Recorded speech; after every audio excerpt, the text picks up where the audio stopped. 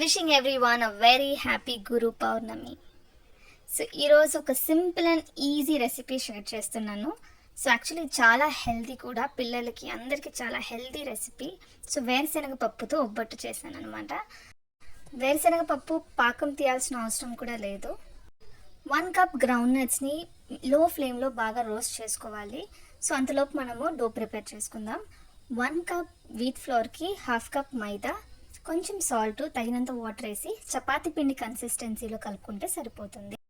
So roast చేసిన 1 cup ground నట్స్కి 3/4 cup jaggery వేసి ఒక 4 ఇలైచీస్ వేసి బాగా సాఫ్ట్గా గ్రైండ్ చేసుకున్నాను. సో ఇలా నేను చూపించినట్టు లోపల స్టఫ్ చేసేసుకొని బాగా సీల్ చేసుకోవాలి. తవా బాగా హీట్ ఎక్కాక మీడియం టు లో ఫ్లేమ్లోనే కుక్ చేసుకోండి. సో యాక్చువల్లీ ఆయిల్ వేయకుండా బాగానే ఉంటుంది, కానీ నేను చాలా తక్కువ ఆయిల్ యూస్ చేశాను. 3 to 4 days వరకు స్టోర్ చేసుకోవచ్చు.